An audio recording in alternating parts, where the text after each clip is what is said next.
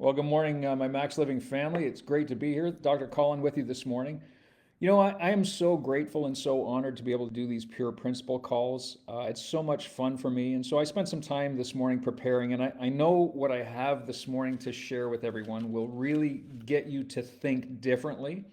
This is something that I thought about many, many years ago, and I want to put a context to everything that we're going to talk about this morning to help reframe your thinking and reframe your positioning on this topic. So before we get started though, I want to say, so tomorrow, Friday, November 1st, is our DC2 seminar in Toronto at Dr. Brian's office. It's going to be the best training of the year. We are truly building some warrior chiropractors here north of the border in Canada. Love you guys. I love your commitment to the profession and your commitment to your communities to see those communities thrive and just get better from the inside out. So great training plan for tomorrow. So this morning, here's a statement, and I'm going to say this is something I really want you to think about, is that how do you sell chiropractic? And for many of you, you have a problem with that term. How do you sell chiropractic? Are you a salesperson for chiropractic? And the reason that many of us have a problem with that term is because the context that we perceive sales is completely backwards of the way that it is created to be. And I'm going to explain this a little bit. So this is kind of interesting stuff. And when we talk about pure principle, this is going to put everything together for you on how you share the principle with people in your office. So when you're selling something, there's two levels of selling. There's convincing. And when you're convincing somebody to buy a product or service that you're selling them, you're trying to exchange their money for your product or service. And if you're doing it for your reasons, that is convincing.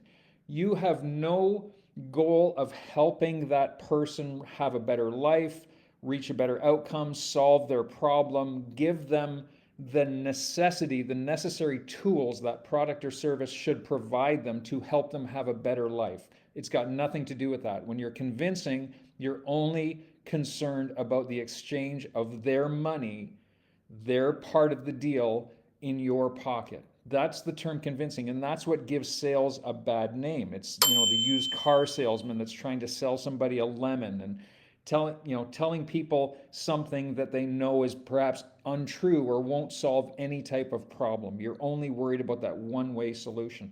On the other hand, sales is a very spiritual aspect, and I want you to think about this. When you talk about sales in the aspect that if this person has a problem, and that problem is limiting them from being the full person that God created them to be on the face of this earth, if that person is suffering in some way or needs your product or service to help them advance their life in a positive direction, and you have the solution for that problem, you have now a spiritual obligation to share the benefits, to share that service or product with that person. It is your bound duty, it is your God-given duty to share that solution with that person. That brings sales to a totally different level. So if you think about it in that regard, then now you're persuading this person to make a decision to purchase your product or service for the betterment of their life, for their health, for their finances, for their relationships, to help them live the life that God created them to be. And that's a completely different mindset. So all of a sudden, it brings that purpose of sales into a totally different perspective and context. So what truly is a business? And I want us to think about this because many of us have chiropractic practices, but a lot of us don't have chiropractic businesses. By definition, a business is something that provides a product or service that helps somebody with a problem.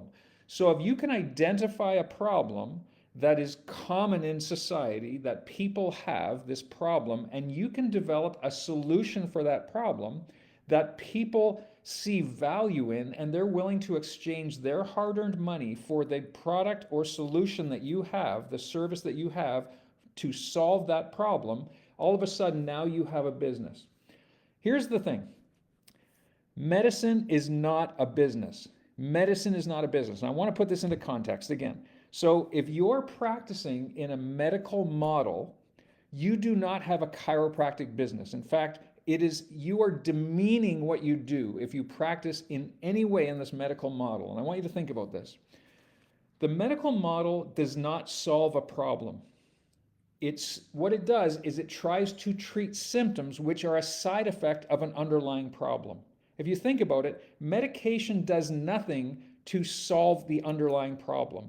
All it does is it tries to speed the body up or slow the body down in a chemically induced way to try to treat a symptom and gain a desired effect. It does nothing to solve a problem. So if anything is on the aspect of the convincing side of sales, the demeaning side of sales, medicine is all about that. All they're doing is they're trying to cover up with a band-aid or some symptomatic change to the body to achieve this desired result. So if you position yourself by treating any type of symptom, if you're a treater of back pain, if you're a treater of headaches, if you're a treater of any type of symptomatic condition, you have put yourself, you have placed yourself, positioned yourself into some level of that medical model. And when you do that, you commoditize chiropractic. You group yourself into all of the other healthcare practitioners, the medical doctors, the physios, the massage therapists, the osteopaths, the naturopaths, everybody who treats symptoms. You have now not differentiated yourself whatsoever, and that is so detrimental to the entire profession of chiropractic. BJ Palmer is rolling over in his grave just from thinking about this. So for us to take our level of chiropractic sales, if you will, to a spiritual level, it has to be all about principle. So we are not selling treatment. We are not selling even chiropractic adjustments. We are selling principle. And when people can understand the principle, all of a sudden you have solved a problem in their life. It's the old adage that you can give a man a fish and feed him for a day, or you can teach him how to fish and feed him for a lifetime. As soon as you teach people principle, as soon as they understand and start to own that all of the power that is in them, that was put there by God, that was there from the time that they conceived, is there through their lifetime and allows them to heal from any disease known to man. It allows them to have balance in their lifetime. It allows them to have homeostasis. It allows them to have great relationships. It allows them to be the person that God created them to be. When that power can be fully expressed by means of removing interference from the nervous system, which is the medium that controls the communication between that power in the body and expressed through this physical matter. And if we can free the nervous system and clear the nervous system from all the interference, that absolute power can be expressed at 100% through this physical body, and that person has every ability to heal from whatever it is that is afflicting them. And when we can share that principle with every single person we know, all of a sudden, life changes for them, but life changes for you and your practice. And that's the difference, because if you're practicing at all with the treatment of symptoms, you have removed yourself from that whole spiritual aspect of sharing, and you've commoditized yourself and put yourself into that convincing sales position. So this is where we need to start thinking about selling chiropractic. We are selling the principle, and that is a spiritual level of sales. So what problem are you solving? And if we can solve that thinking where people can start to understand the principle of chiropractic, we have solved a massive worldly problem.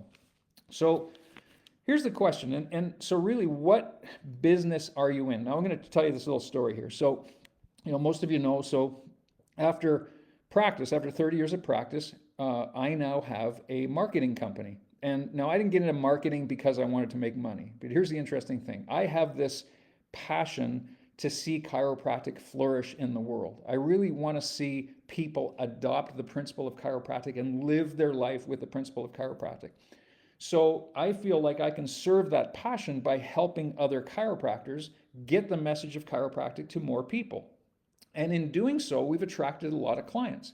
So some of our clients are in a position where they personally don't even understand the principle of chiropractic. So a lot of what we do in our marketing systems is help coach these chiropractors on how to present, how to position themselves in their community, how to put systems into their office to not just take leads that we market and bring them into their office, but educate those leads and give them the principle of chiropractic so that they become great lifelong chiropractic patients because you've changed their mindset.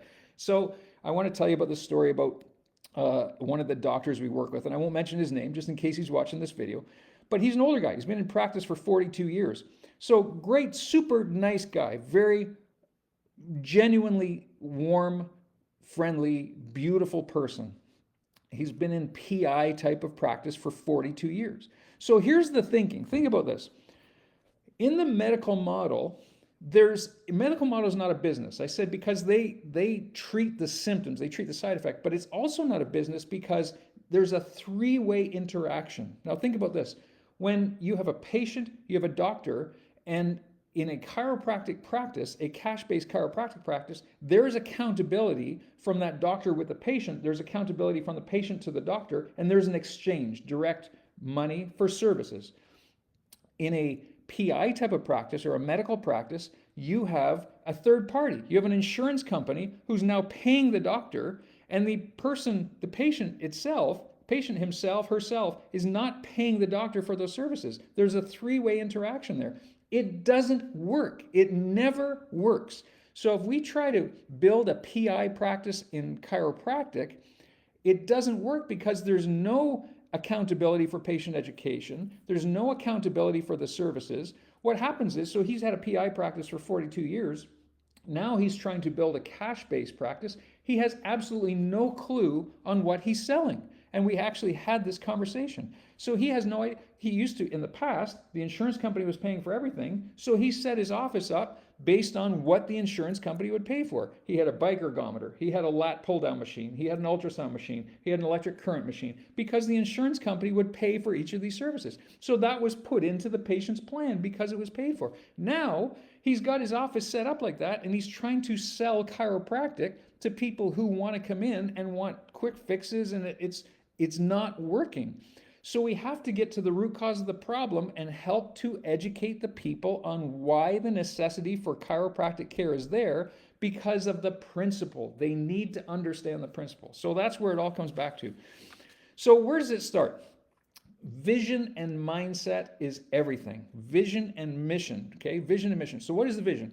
Vision is the change that you want to see in the world. That is what you want to see. I want to see a world that adopts the principle of chiropractic and lives their life in the principle of chiropractic, where the pharmaceutical companies crumble, where all of the investors in pharmaceutical companies go bankrupt. I want to see a world where people embrace the idea that they have this God-given healing power in them, and they're getting chiropractic adjustments to restore that innate intelligence that's in their body and express their full God-given potential. That's the world I want to see. Because if we live in a world like that, how would everything change? Everything around you would change. Everything would. Mindset is everything. So your mission is the way that you apply your day-to-day services, your day-to-day work, the day-to-day routine and systems to advance towards that vision. So vision, mission, mindset. So mindset is everything. So why? Here's a really neat concept. You could have two different chiropractors. They could be in exactly the same area, the same community. They could have exactly the same size office, the same square footage. They could attract the same number of new patients on a monthly basis. Exactly the same. Same number of chiropractic tables, same number of chiropractic tables. And why is one doctor seeing 1,000 patients a week, and why is one doctor struggling to see 100 patients a week? Why is that? Well, frankly, it all comes down to mindset. It all comes down to mindset. So here's the interesting thing. So it's mindset over mechanics. So we always want to learn different systems and how do we do things. And oh my gosh, what is that doc doing to get those types of results? And how come they can collect 6 figures a month and I can only collect 20K a month? Why is that? So it's not the mechanics, it's the mindset. In fact, I'm going to say it's 90% mindset, 10% mechanics. So if we can start to change our mindset, what happens, everything around us starts to change. So let's picture for a second, what does 1,000 visit a week chiropractor look like? What do they look like? So if we haven't got there, if we haven't raised our level of service to that level of size of our practice or that level of delivery. Maybe we want to collect 6 figures a month. Maybe we want to collect multiple 6 figures a month. Maybe we want to have a 7 or an 8 figure practice. How do we get there? What is that person who's delivering that level of care? What do they look like? How do they talk? What is their certainty? How do they interact with others? What is their nutrition and fitness like? How are their relationships? What do they do in their spare time? What does their family situation look like? These are start to some of the things we need to observe to say, okay, if that's the type of life we want to achieve, if that's the type of success we want to achieve, what does that success look like? What are people that are achieving that success? What are they doing? What do they look like? Start observing these things. So successful entrepreneurs always choose education over entertainment. So think about what you're doing in your spare time. Are you choosing education over entertainment? Are you using your spare time to make yourself better, to get yourself to change into a different person so you can become a different person to achieve different results? So how do we adapt the best mindset? Well, here are 3 mindset dangers for you. So number 1, and you see this and especially docs who have been in practice for a while, and maybe you're attracting an associate, for those younger students that are coming out of school. And if you're one of the younger students who have just gotten out, maybe you're a year in practice or you're just about to graduate, this is something for you. The biggest mindset danger is entitlement. Many of my colleagues in the past, people that I've talked to, have this level of entitlement, thinking that you now deserve something. You've put the time in, you've gone to university, gone to college, you've gone to chiropractic school, you've spent years studying, you've passed your exams, you've passed your boards, you are the DC, you are the doctor. And this mindset says, because I'm the doctor, therefore I deserve to be paid this much, I deserve for people to come and see me. The other mentality is I'm paying a marketing system, therefore I deserve so many patients from that marketing system. It doesn't work. This level of entitlement doesn't work. You have to become somebody different. You have to become the person that resonates and attracts that type of success into your office. So that's number 1. Entitlement is the first mindset danger. Number 2 is having a level of expectation. So when you have a level of expectation, what happens is that you tend to produce this reactive type of mindset. And when you have this reactive type of mindset, you're constantly in a 911 state. And so many of you are in this 911 state. You don't have consistent proactive procedures in place to attract those types of results that you want. And what happens is you look back on the month's stats or the month's collections and you go, wow, we had a terrible month. We need to put more talks in this month. We need to try to arrange another lunch and learn. Gosh, we better increase our marketing, whatever. So it's very reactive. And that's definitely a problem, because when you're in this state, you never reach a level of balance. You're constantly swimming upstream. You're fighting the current all the time. And the third mindset danger is blaming. It must be my town. It must be, maybe my space is too small. There's no way I can grow to a certain level because I don't have enough space in my office. Oh, it must be my staff. My staff's the reason that our practice is not growing. We need to get a new staff, but I'm too chicken to fire the staff that we have. So maybe my family doesn't support me. They never really believed in chiropractic. They won't come in to see me. So I'm getting all kinds of arrows and slings shot at me from all kinds of different positions, and we're blaming everything around us.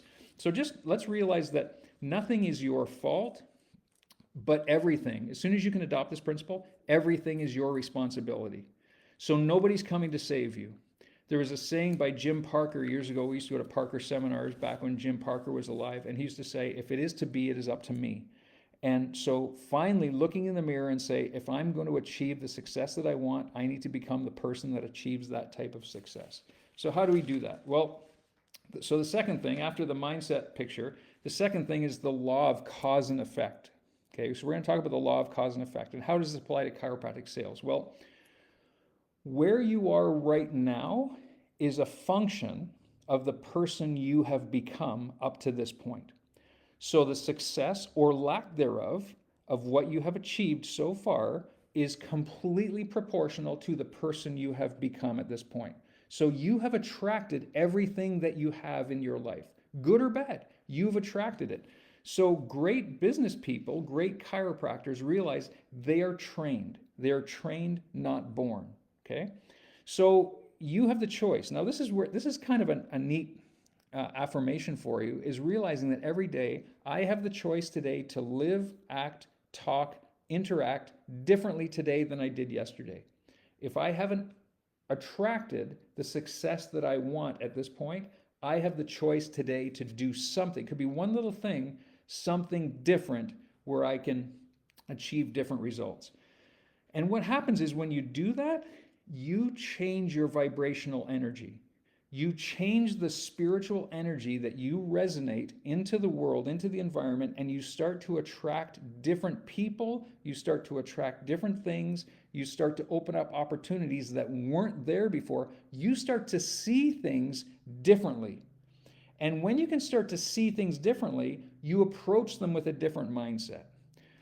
I truly believe that God puts challenges in your way, and it happens to everybody at every level. And when you can finally start to realize this and embrace those challenges, God puts tragedies and challenges in your path to give you an opportunity to succeed. Because what happens is when you face a tragedy or challenge, you have to face it with some level of personal growth. It builds strength. It builds you into a different person as you persevere through these tragedies and as you learn to overcome them, as you learn to go around them, as you learn to avoid them, whatever it is, it helps you to become a different person. So if we think of that principle that we all want to have more, it's a human nature to want to have more. But to have more, we need to do more, have more. But to do more without becoming somebody different, we end up spinning our wheels. So the way that it works to have more, it always has to start with the be. We have to become somebody different for us to have the success, to be able to do the things that are going to create the success to ultimately have more. Be, do, have. And it's a biblical principle. But if we start to realize that we need to change us, we need to change what's inside us for us to gain the success that we want to have, that's where it all begins. So I want to go over with you the laws of chiropractic success, and there's 8 stages here. And first of all, before we get into that, I just want to think about this whole mindset thing. When it comes to chiropractic sales, this millionaire mindset, if we're thinking this way, is that we need to get rid of the idea that time is money. You may have been told that since you were a little kid. Time is money. You may have heard your parents say that. Time is money. Time is not money. Money is not proportional to time. Money is a direct reflection of your creative energy, of your vibrational energy. Money is a direct reflection of your creativity. And God put this element of creativity inside you that needs to be released and really inside of every single person. And when you can start to realize that the attraction of wealth and the attraction of success into your life starts with you resonating and vibrating at a different level, not working harder or longer. It's resonating and vibrating at a different level. That's what brings massive success. So here's the 8 stages of chiropractic success. So number 1, purpose plus mission equals vision. Purpose plus mission equals vision. So purpose is a direct correlation of your passion and your proficiency. When you can identify what you are passionate about and what you're good about, then you define your purpose. And when you can start to put that purpose into play, that becomes a mission, and ultimately you change the big vision. I'm going to tell you my quick story about golf. I had this goal when I was in my late 20s and 30s. So it was back in 1998. I decided, I'd been in practice for about 5 years at this point, started practice in 93. So in 1998, my wife and I were very active golfers, and this is in the early stages of kids and before we had kids. We were at the golf course. If we weren't at the office, we were at the golf course. And I was golfing at least 6 days a week, we would play 36 holes a day, and practicing all the time. And when you do that, you get pretty good. And I got, if I was shooting over par, it was a bad game. So I got to the point where it's pretty good. And I decided that I wanted to become a professional golfer. So I went to the Canadian Q School. right, to try to qualify for the Canadian Tour. The Canadian Tour has produced players like Mike Weir, who won the Masters. A lot of Canadian golfers have come out of that tour. There's a lot of Canadians now that play on the PGA Tour: Corey Connors, Mackenzie Hughes, Nick Barnes. So there's a lot of those golfers that went through the Canadian Q school and went through a tour. So that's what I wanted to do. That was my passion. That was my vision for myself. That's how, and here's the interesting thing, that's how I thought that people around me viewed me. So I identified myself with what I thought people around me viewed me, not what I thought God viewed me. And that's the difference. And so what happened was I went to Canadian Q school. I practiced, for months preparing for this Q school, paid a lot of money, had to give up my amateur status, gained professional status, and I had to keep that for a year. I ended up going to Q school. I missed the cut. I had 2 not very good rounds, missed the cut, and at that point, I really had to do some self-reflection and say, is this really the path that God wants me to take? And I thought, if I can answer that as yes, then I would grind it out and practice and just get better and better and better until I succeeded. But it wasn't. It was that reflection that allowed me to say, this is not the path. And it really, truly was serving people through chiropractic, that was the path. And so I decided that was it. And that's when I decided to stop playing golf. And I just played occasionally from then. But when you play occasionally, it's almost more frustrating because you lose all of that momentum you had and all of the practice and skills that you've gained. You lose them. So what happened was I put my whole focus on chiropractic and sharing the principle. So the vision really became not to see more people, but to share the principle with as many people as I could. And that was the mission of our office. And so our office resonated with the fact that we were sharing the principle of as many people as we could. So what did that mean? Well, could we set up another talk? Could we set up another makeover? Could we set up a dinner? If the intent of all those events was to share the principle with people, the staff were all for it. I would constantly bring in things to empower the staff of the detriments of medication or the side effects of antibiotics or the side effects of medical interventions to get them on board and inspire them to say, our mission is to help people understand the principle of chiropractic. And so in doing so, would they go out of their way to help people get to doctor's reports because they were going to learn the principle of chiropractic? They were totally on board.